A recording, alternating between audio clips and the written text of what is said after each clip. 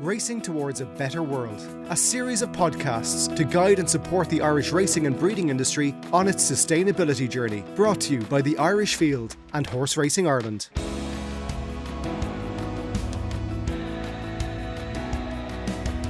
Hello and welcome to Racing Towards a Better World, a series of podcasts to guide and support Ireland's horse racing and breeding industry on its sustainability journey. This podcast is brought to you by the Irish Field with the support of Horse Racing Ireland. My name is Mark Costello and today's topic is entitled Any Power, Saving Energy and Saving Money. My guests today are Victor Quinlan from Horse Racing Ireland, Cormac McCarthy from the Sustainable Energy Authority of Ireland, Emma Conway, Community Energy Mentor, and racehorse trainer Kieran Cotter.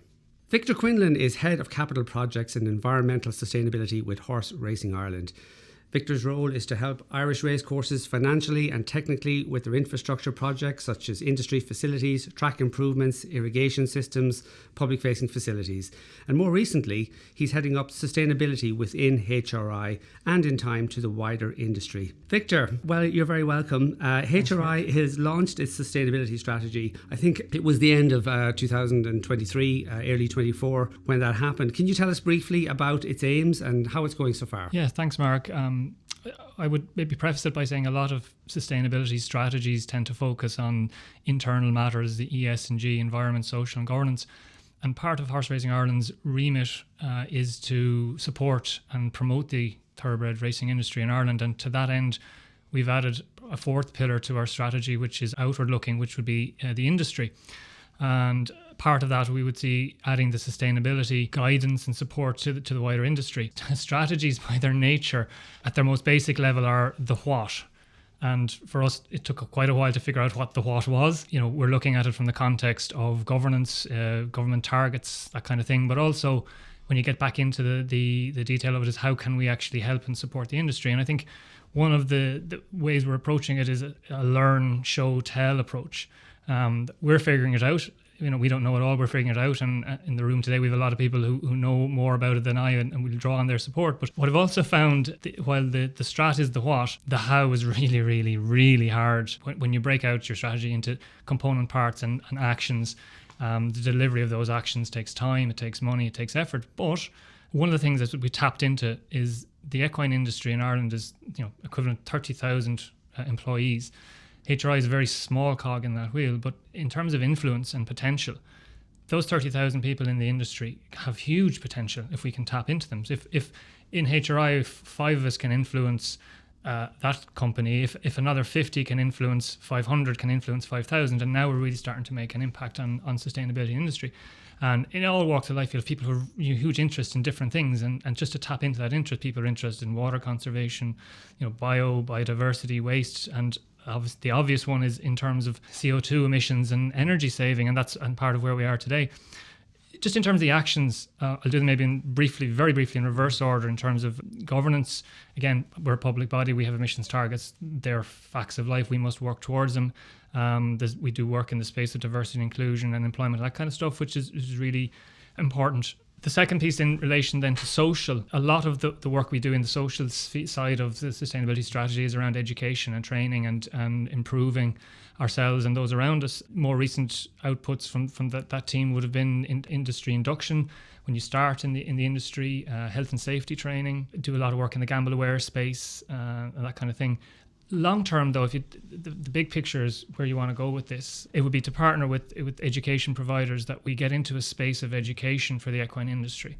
Again, not a lot of people might fully identify that as being part of sustainability, but it sits very comfortably within the social piece of sustainability. We want people to have a career in racing, not just a job. So the education piece is really, really important.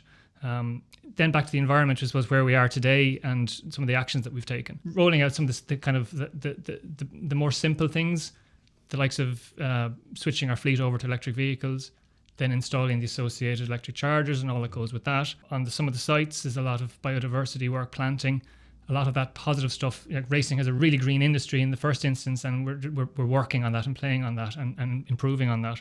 Back to the energy piece then, one of the other things that we worked on is a sub-metering piece, and without boring the socks off everybody on it, if you can imagine a very large venue, and you can't quite figure out where all the juice is going. Where is all this? Why is the electricity constantly being soaked away? You break that big building or that big office or that big place into smaller components.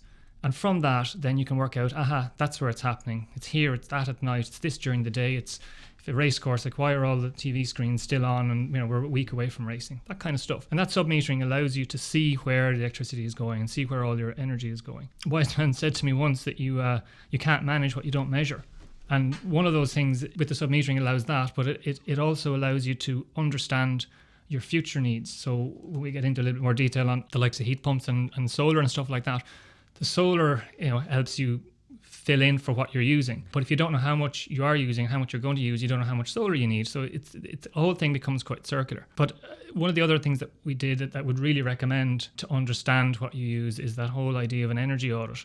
That gives you the low-hanging fruit. That gives you the starting point. That gives you the things that are of relatively low cost that you can get on with. And I say tapping back into the people piece. I'm sure the guys in the SEAI can give the figures on it, but by tapping into people, getting them to do the right thing, turn things off, fit timers, change out simple LED stuff like that.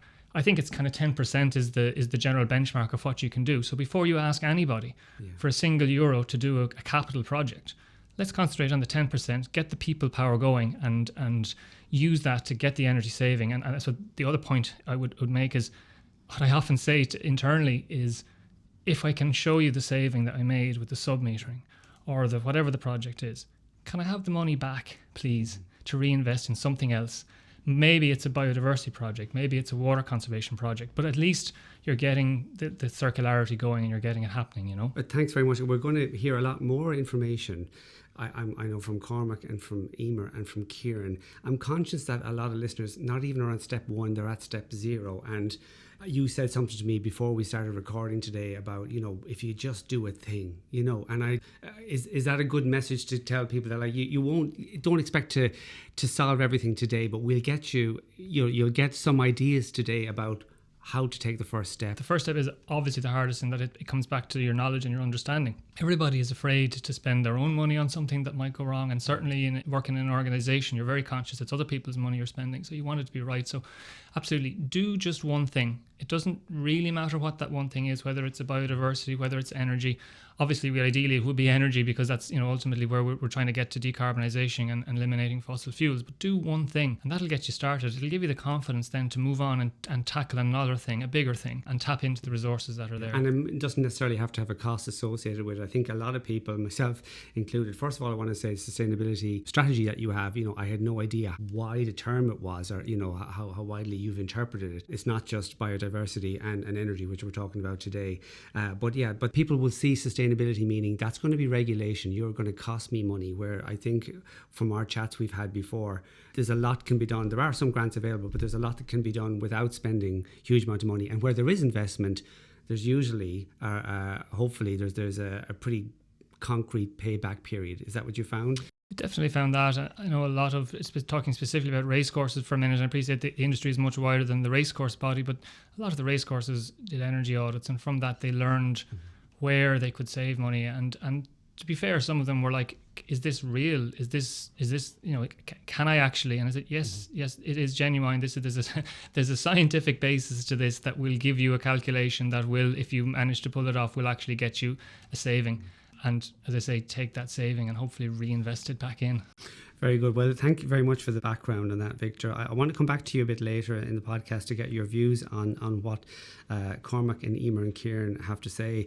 And I'll be asking you maybe if you have any advice to give listeners who want to get started and maybe do a bit of work on their equine establishment or even in their office or home to make it more sustainable. So you can start taking notes there. While I just want to turn then to Cormac McCarthy, who's sitting with us here as well in the studio. Cormac, as I mentioned, he's over 25 years previous work experience in the sustainability, pharmaceutical and NGO sectors. Graduate of UCC, you have a background in science, Cormac, with a focus on sustainability for business and international development. And within the Sustainable Energy Authority of Ireland, Cormac manages the business supports programme for small and medium enterprises, supporting them in the attempts to optimise energy performance while reducing their carbon emissions and costs. Cormac, to any horse owners or breeders that are listening that want to know more about reviewing their energy costs, where do I start? Okay, Mark, thank you. That's a good question. Well, I suppose everybody is on a different stage of their sustainability journey. So luckily at SEAI we have a range of supports that will suit everybody no matter what stage they're at. And I always recommend that people have a look at our SEAI's Energy Academy. It's a free online learning platform. We have over 32 modules that you can take at your own pace. They're very easy to understand, they're animated, they're interactive, and there's fantastic learning from them. Maybe of interest to your listeners, there's modules in relation to renewable technologies, such as heat pumps and solar PV. There's also an energy and agriculture module, which I think will be of specific interest to the horse racing sector. So I think, yes, the first place is to understand your energy use, to understand the terminology and the technology that's being used before you can move on from that. Okay, and then if I go onto your academy, that's SEAI. Yes, it's on the SEAI website, and if you look under business supports, you'll find our Energy Academy there. Okay, and if once I've done that, what's the next step? Well, the next step would be to undertake our free online training. So it's an introduction to energy management. So once you've understood your energy use, the next thing is to come up with an energy management plan.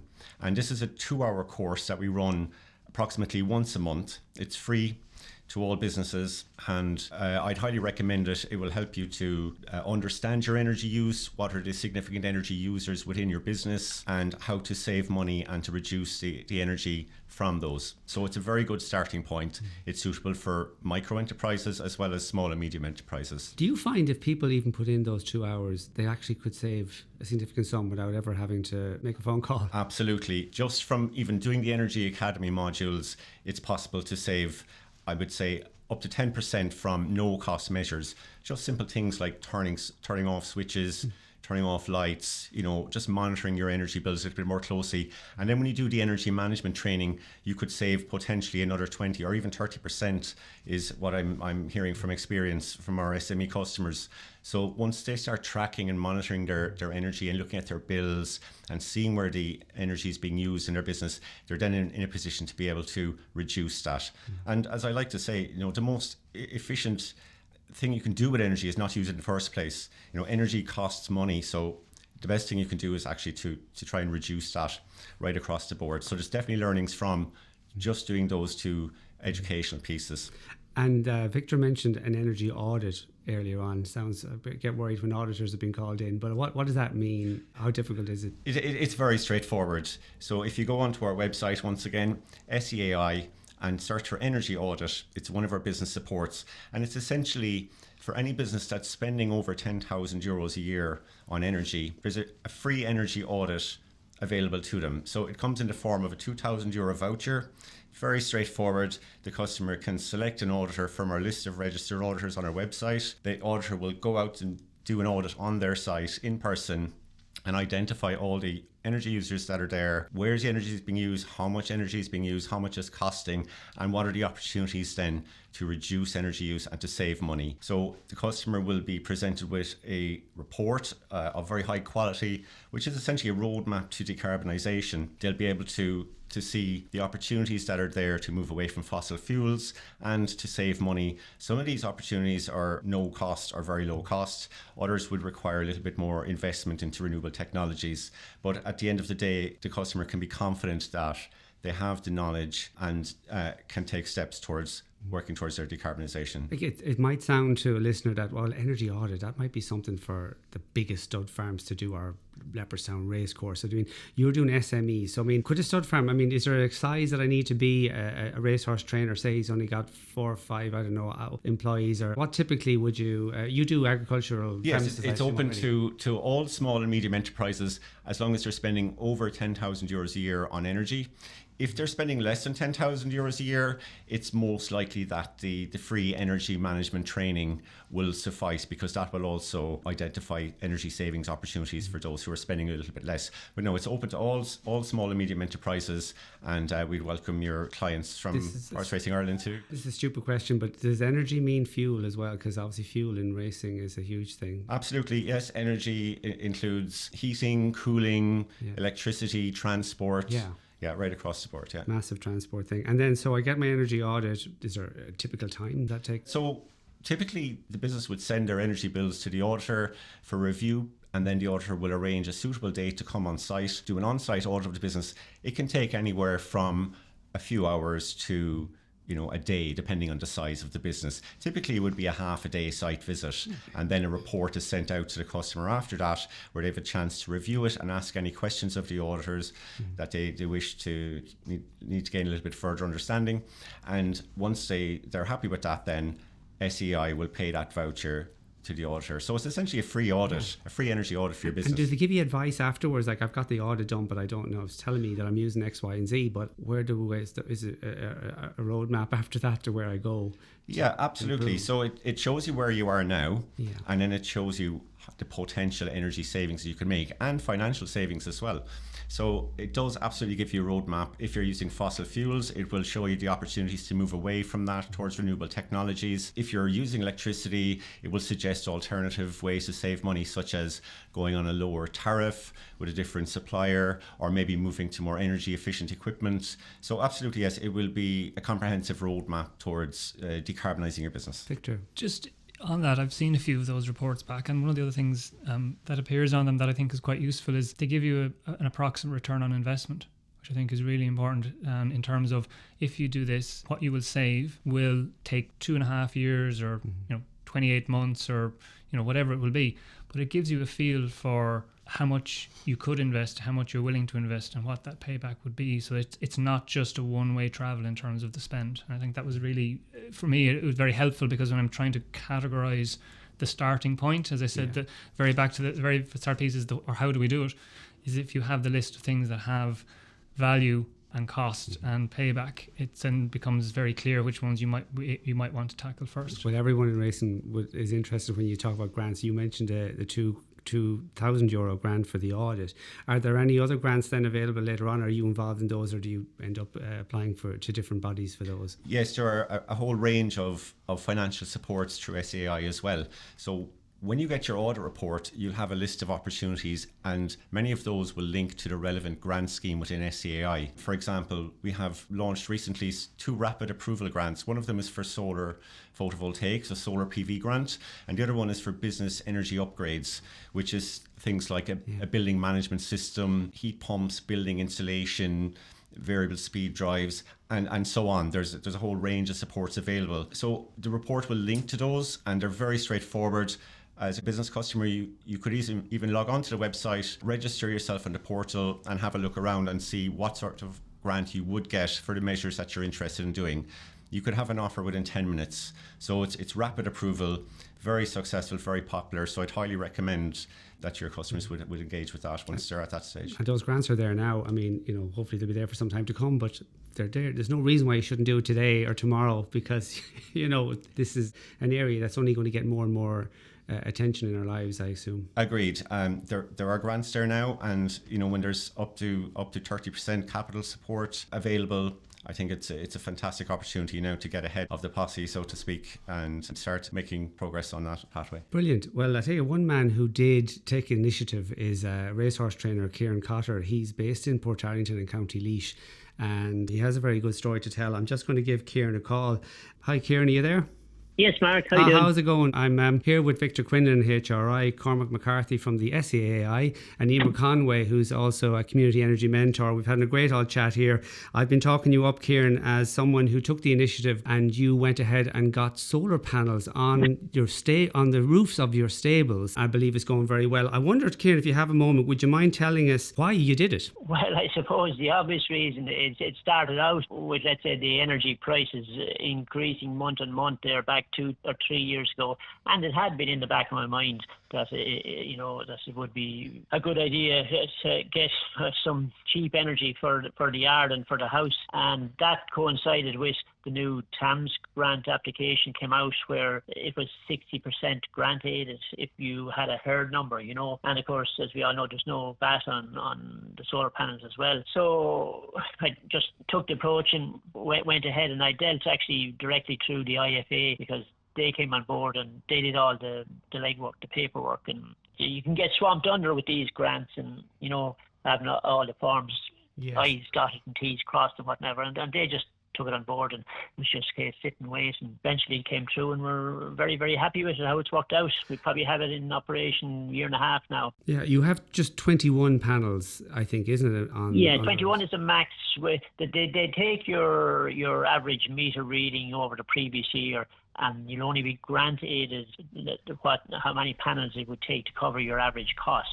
Now, as it turns out, 21 panels is the most the inverter on the pole will take, which would be the standard for most yards, I suppose, bar you're connected to some base 3 connection or whatever. So 21 is the most I could put on it anyway. But I'm more than happy with it, how it's worked out, yeah. We were chatting beforehand here about solar panels, and there's a lot of operators out there. You went with a very reputable company. It's important to get a good recommendation before anyone goes down that line, I think. But what did it cost you overall, Kieran, can I ask? Yeah, well, first of all, for sure, we went with a different company that advertised, and after 2 or 3 months we just weren't happy with how things were proceeding, and we just pulled plug on that, and then we switched to, let's say, the IFA, rang them, and very happy how professional they were in dealing with this.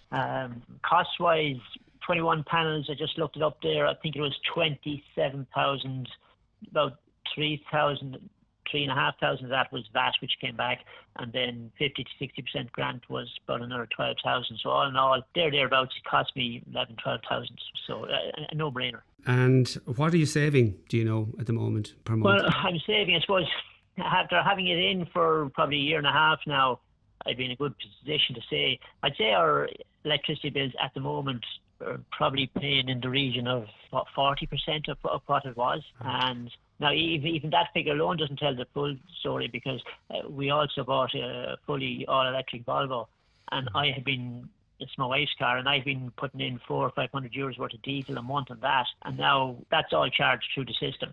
Obviously, there is a cost at night for night charging, but we're on a low tariff. But this weather here, car's fully charged, so we don't actually have that fuel payment. So if you get a horse lorry to run on, it'll be something. I'm sure that'll happen down the line. You must get a bit of a kick out of it, Kieran, because you've got a lot of publicity from what you're doing. Is there any kind of payoff like that? I wonder, did you feel I'm actually doing some good here as well, and I'm saving money too when people are giving me a pat on the back? Have you got much reaction from other people from it? Well, of course, yourself, let's say with a young family, and everyone's are quite rightly so green conscious, and you are producing clean energy. So in a very small way, you're playing a very tiny part, but at least it helps, and it's helping my pocket as well. And another thing I hadn't noticed about it, when you install the panels, it changes how you think about power and electricity.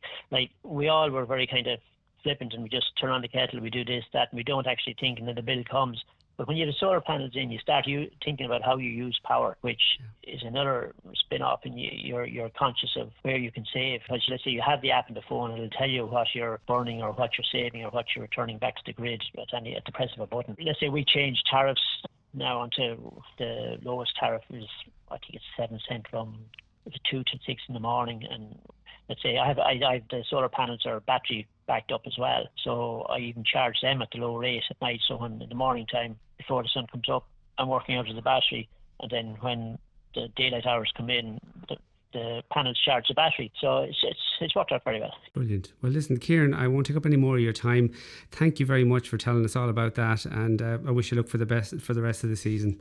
Take care. No problem. All right. Best luck. Thanks, good luck, Mark. Kieran. Bye-bye. Wasn't that very interesting that he said since he got the solar panels, he just thinks differently about electricity? Victor, I'd say you were nodding away there thinking, great, this is fella. You should be paying Kieran there to do your PR. Absolutely. Will I pay him the other 40%? Yeah, I found that with people as well, even in their own homes when they do it. They have the app on the phone. People are happy to take out the app and show you, look, my house is now generating 4 kilowatts of power. Look, it's going into, or it's going out to the grid. My meter is going in the opposite direction. It's great. And people will love to tell a good story. And Kieran told it really, really well. But it is, it's music to my ears. Yeah. Good stuff. Well, I must thank Emma Conway for being so patient. Emma, beside me here, also in the studio. It will be worthwhile, Emma, because I know what you do is very different to most people's jobs, and I think people will find it very interesting. You're a community energy mentor, and I think it's just best if you tell me what you do. Thank you for inviting us here today to talk about the Sustainable Energy Communities Programme. But I loved Kieran's piece, and actually he could mentor me on how to add renewables to his facility there. So it's wonderful. It's really all about learning together. So yeah, I'm a community energy mentor. So I'm one of around 30 mentors as part of the SEAI Sustainable Energy Communities Programme. And my job is to work within a network of, there's around 1,050, I think, sustainable energy communities. And my job is to guide those communities through the energy transition. So really looking at how they're going to reduce their energy use, how they're going to meet their wider energy targets within their communities, and how they're going to work together, learn together, and be a part of the network to share information for the benefit of the community. So what's a community? If I'm listening and I'm a racehorse trainer and I feel I'm a private individual, or I'm a private stud farm or whatever, maybe can you explain, how do I become part of a community? Do I have to have a big group meeting before I come to you? Yeah. Or how does that work? That's a great question. And the way I see community is we're all members of communities regardless of who we are or what industry we work in. So I'm a person who lives in Kildare. I'm part of my Schoolgate community. I'm part of my GAA community. I'm part of the Scouts community. So I'm also part of a professional community within the Sustainable Energy Communities Network. So your community is who you think your community is. So it can be geographical. I'm a community of my parish.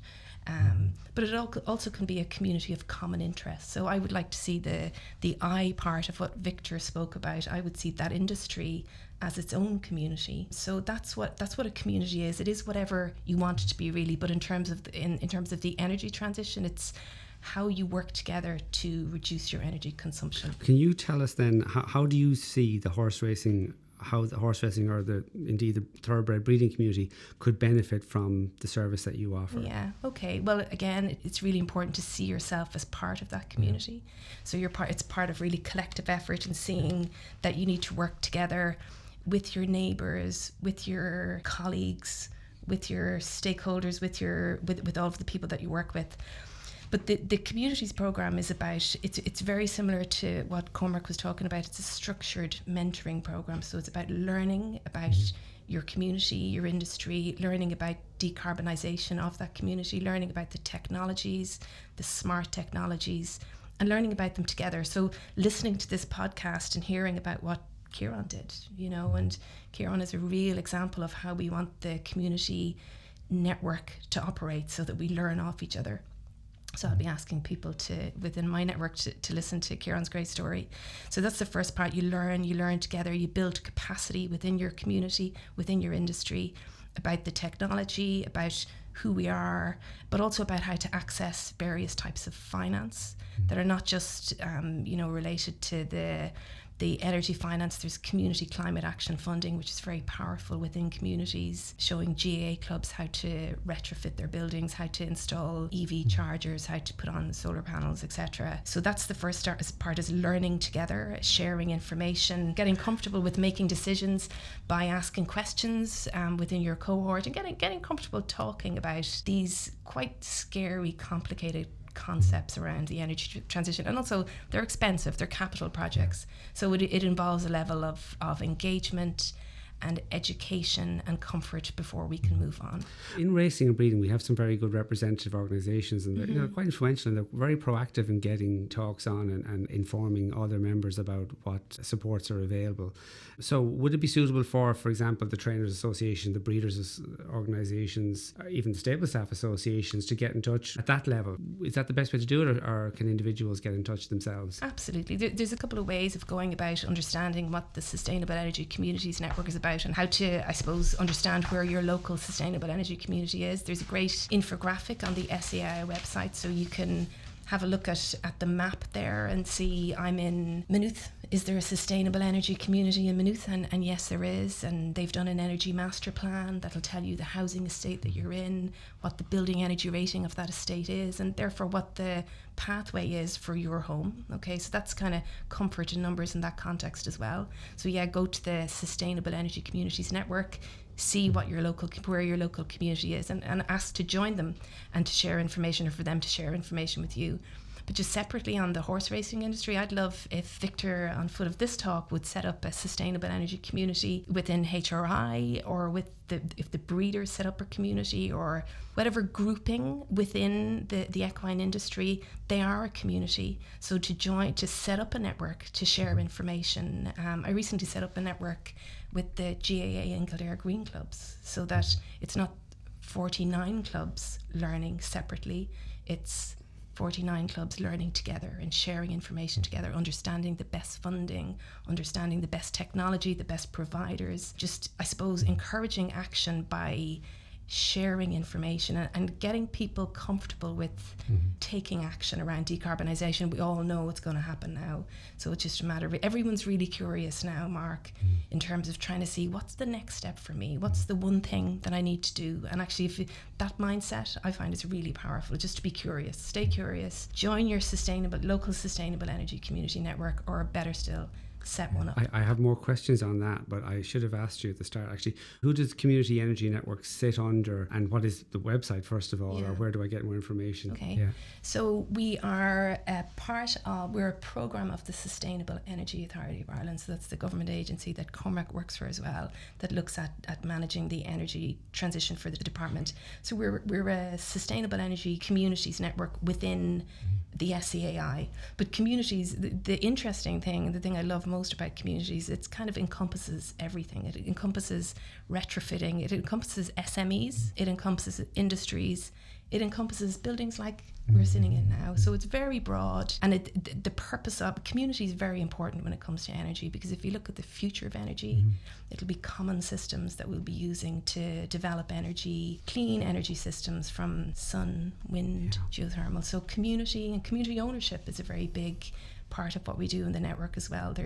You can develop your own community solar facility using a framework that they develop, so that communities can own their own energy systems. It's extremely exciting, extremely positive, and it's a great conversation to be part of. It's all about learning and sharing information. You were stressing this to me earlier on, that it's people just coming together to pass on what worked for them and share success stories, a bit like Kieran's as well. Absolutely, because it's complicated. This is not easy. The technology is new. It's expensive. There are grants available, but there's a certain amount of expense. So you need, when you're going to make a purchase decision like that, or change, put on a internal insulation in your house, it's a very big emotional decision, to kind of put on internal insulation, and there's a lot of aspects to it. So it's really about learning about what it actually means together, so that you're comfortable in your journey, because it's a big investment. And again, you see all the solar companies, when they do put a solar PV installation in a house, in a housing estate, they'll ask the neighbours, you to put up a sign so that the neighbours will see that you've used them. But I see those signs, and while they're fantastic and that they show the energy transition in action, what they mean to me is I'm curious about, did you use it, did you put in a battery? Why did you put in a battery? How many panels did you put on? Why did you put on that many panels? So as a nosy neighbour and somebody interested in installing solar PV, I like that public display of action, because it is action. And these communities that we can join, it's a safe space to get information, rather than I can't go up and bang on the neighbour's door and ask them, hey, what are you doing? Or I mightn't be comfortable doing that. No. But I don't know where else to get the information, and to take the first step is a big step. Can I give you an example from just last night? I was collecting my son, and I was in Salons waiting for him to come off the train, and I parked beside Salons Scouts Den, and the Scouts Den is in a housing estate in Salons, and they've just, I think, using community climate action funding, put on a big solar array right in a very public space in the middle of a housing estate. So as I was sitting there, I was looking at that array thinking, I wonder if they have a battery, and I wonder how they funded that. And there's a sustainable energy community in Salons, and I'm going to go and talk to them. I'm going to say, can we have a public meeting about solar PV in that estate? Because we have an example of what it looks like right in front of us. So it's really about creating connections within communities, conversations and comfort around this complicated but very necessary energy transition. But again, the networks don't have to be scout groups or golf clubs or whatever. I mean, I was wondering, because I have struggled to get my head around the community concept, and I was wondering if I'm a trainer or a breeder in a remote part of the country, but there's nobody else near me that does what I do, but I know there's other farmers and other small businesses, and they need power, or they need water, or we're all prone to flooding in our area. Is that a community? That under your definition? Yeah. Well, it is a community. Yeah. So a community can be a geographic community. So there's a community in Naas, for example, in Kildare, and they've done an energy master plan. So if you look up the network, you'll see where is my local sustainable energy community, where I can come in and have those discussions with that group of people. But again, there are sectoral sustainable energy communities. There's a group of dairy farmers in Dingle who've set up a sustainable energy community. Google it, have a look at it on the SEAI Sustainable Energy Communities Network, because they've done amazing work with a cohort of dairy farmers in that area around planning for the energy transition. So that's a really interesting sustainable energy community in Dingle. That's just one example of a sectoral sustainable energy community. So again, your community is where you are with who you are, and as a mentor, I meet you where you are. So it might be very much. I was saying to the gentleman earlier on, I was like, what is solar PV? He didn't know. Yeah. No, and why should he know? So it's really about being kind of facilitating people through this journey based on where they are today, and it's assess where you are, insulate and add renewables. That's all, regardless of whether you're a business or you're a sector. It's always going to be assess where you are, do that energy audit, understand your building energy rating, insulate, keep what heat you have in, ventilate, make sure it's healthy, and then add renewables, and that's your heat pumps and your solar PV and your development of community energy solar. So there's so many components to this conversation. So it's complicated, but it's about creating accessible conversations that people are comfortable with where they are on their journey, and everybody's different. Every community's different. And where do I start to join? I mean, is there a list? If I go on the web, SEAI, look up community networks, is there just a list of all the contact names and numbers, or how do I get in touch? There's a map, so I'll give you, where do you live, Mark? Yeah, so I'm in the city. So you're in the city. So just say, for example, I'm in Bluebell, for example. So I go to the Sustainable Energy Communities Network map, and I literally search Bluebell, okay? And the local sustainable energy community will come up, and it'll be very visual what they do, what they're interested in, and what their vision is for their community in this particular area. But again, if you want to set up your own sustainable energy community with it, because there's 1,000 sustainable energy communities usually done in a small area within municipal districts. But if you want to set up your own, you can set up your own sustainable energy community within your own housing estate, for example. So the community is whatever you want it to be, but it does need that bit of individual initial leadership for the early adopters, the people who understand that this is important for them and their communities. So again, find out where your local sustainable energy community is, or set one up. And are you seeing people save money without making any major investment, just because they learn from regardless of solar, installing solar, the single most, and Cormac said it, and I say this all the time, this is all very old fashioned. None of this is very newfangled. It's the cheapest unit of electricity you will use is the one that you don't use. So it's all about reduce your use. So before I talk to anybody about anything, it's turn the lights off. It's really kind of teenage stuff, it's spend 3 minutes in the power shower. It's old-fashioned stuff, it's the stuff, it's how we were brought up. So that's the first thing, you just by being aware, like what Kieran was saying. I loved the way he said when you're driving an electric car, become very aware of how you drive, what you drive, how slow you drive, because you have this range anxiety if you drive too fast, because you've got a limited range in that battery. So when you electrify your life, you become very aware of energy and how you use it. So there's a natural, very significant shift the minute you step in. But that, just go back, I really loved Kieran's story, because he touched on everything: the money savings, the purchase decision, the electric car, the solar panels. And I think people just love an example like that, because I might be nervous about ringing my association and asking them, would you mind setting up an energy network? But when you hear of an example of someone who's doing the same thing kind of as you're doing, it makes it real life all of a sudden. It's all about touch, feel, see. I see a heat pump, I know what it means, and a lot of these new energy systems, they are still quite new, so you have to see them. Our local authority here, actually, they've developed a demo house in Maynooth. I know it's not related to the equine industry specifically, but it's definitely related to the community, and they've taken a social house, and they've completely retrofitted, completely, okay? And you can book in there on a Thursday morning. It's called the Demo House Maynooth. And it shows you what all of the technologies are about. And they've done the biodiversity in the garden, they've done the water butts, they've done the gravel. So there's another example of an exemplar project that will help people understand what it's all about and to learn so that they can make a decision and they can go on their own journey individually or within their community. Brilliant. Thank you very much for explaining that to me, Emer. I think we've covered a huge amount there today. So I might just, before we finish up, I want to just go back to Victor and ask you, do you think we learned much there today? I mean, the word, as I said, the word sustainability, Victor, you know, it can be a turn off for some people, but who might think it's just going to mean extra regulation and cost. But that's not the message I know HRI want to send out to people. No, but I would also, I suppose, point out also what we've learned today is it is a really diverse field. We're only touching on one piece of one part of it in terms of the energy piece. So the energy as the environment as one of 3 pillars or 4 pillars in you know, our general sustainability.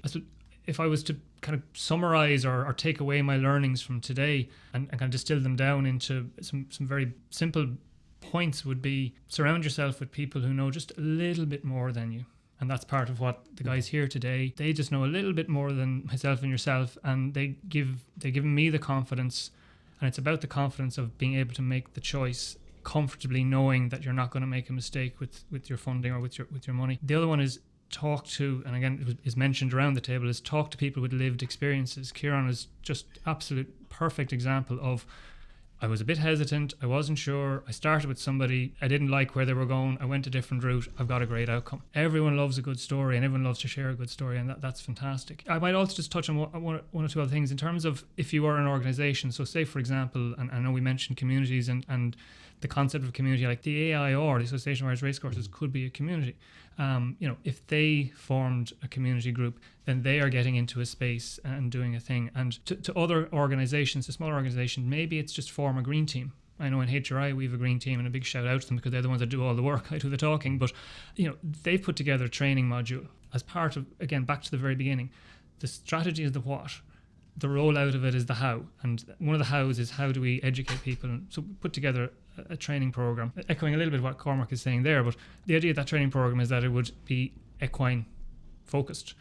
And so that we're taking, to Emer's point, you're taking people where they are, working in the industry, and you're giving them the introduction to ESG, to sustainability. That's for our internal staff, and we did that piece with them. Now we're recutting that, and we're going to push that out to the wider industry. So it'll be on our website, hri.ie and sustainability, and you'll be able to go in and log into that, and it'll be free. And again, part of picking up on Cormac's thing there, and I've underlined it here in my notes, is the word free. A lot of this education and training is free if you have the small bit of time investment to go and do it. Some of the stuff is done in a module where you need to be on a screen or a computer, but more of it can be done through podcasting and through stick it on the car when you're on your 3-hour, 4-hour journey down to Ballinrobe or whatever it might be. But you're back to the few dozen people influencing the few hundred people to influence the few thousand people, and now we're making an impact. Now we're really starting to make an impact, you know. And I suppose, back to the very, very start, which is just do one thing. Plant a dozen trees, put your water butts in. It doesn't have to be a 10 grand solar. That will come, but just do a thing. And for me, that's really the most, just once you start, momentum will carry you the rest of the way. And we found that, internally, the hardest thing is just to get one project over the line. And once it's up and running, then you get the snowball starts to move, Well, I want to mention the SEAI website as well. There's a lot of resources on there, as Cormac and Emer pointed out. That's all we have time for in this episode. There was a lot to take in. Thanks very much for listening, and thanks to my guests Victor Quinlan, Cormac McCarthy, Emma Conway and Kieran Cotter. You can find out more about Horse Racing Ireland's sustainability strategy, Racing Towards a Better World, at hri.ie/sustainability, and look out for more podcasts in this series on the Irish Fields podcast channels. Bye for now.